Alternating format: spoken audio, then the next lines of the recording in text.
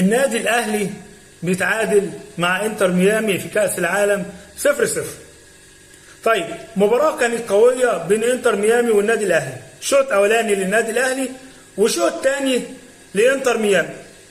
خليني اقول لك ان افضل لعيب انا بعتبره في النادي الاهلي النهارده محمد الشناوي.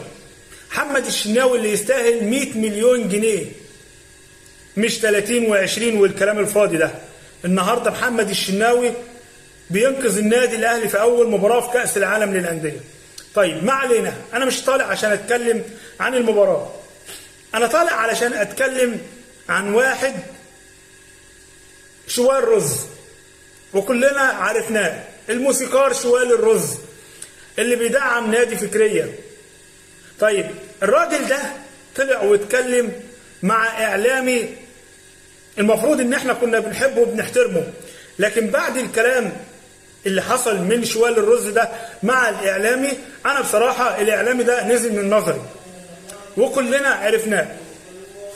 طيب انا عايز اقول للاعلامي ده المفروض انت راجل محترم بتحب اندية بلدك وجماهير بلدك وخايف ان سمعتك تتهز بين الجمهور، كنت المفروض ترد على شوال الرز وتقول له احنا اندية بلدنا المفروض ما تتدخلش ما بيننا، المفروض ما تقومش الدنيا نار وما تعملش فتنة ما بين الجماهير.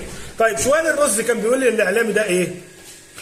بيقول له انا مش عايزك تبقى محايد، انا مش عايزك تبقى محايد، انا مش عايزك تبقى محايد. طب يعني انت بتتدخل ليه؟ هل انت الكلمتين دول تقدر تتكلم بيهم على انديه بلدك؟ والله هناك لا ينججوك. عارف يعني ايه؟ الانديه هناك ينججوك، الاعلام هناك ينججك.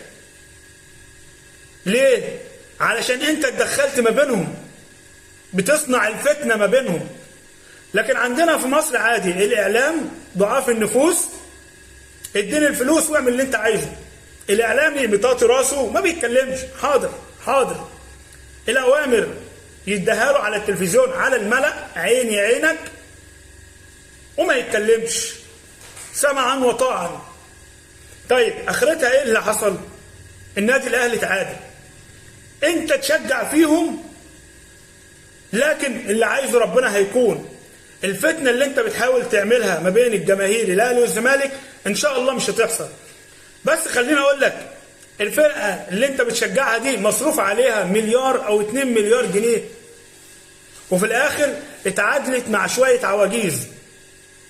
ده غير الخناقة اللي حصلت على ضربة الجزاء، ولسه كمان المشاكل لسه ما طلعتش. المشاكل هتطلع في الايام اللي جاية والمباريات اللي جاية.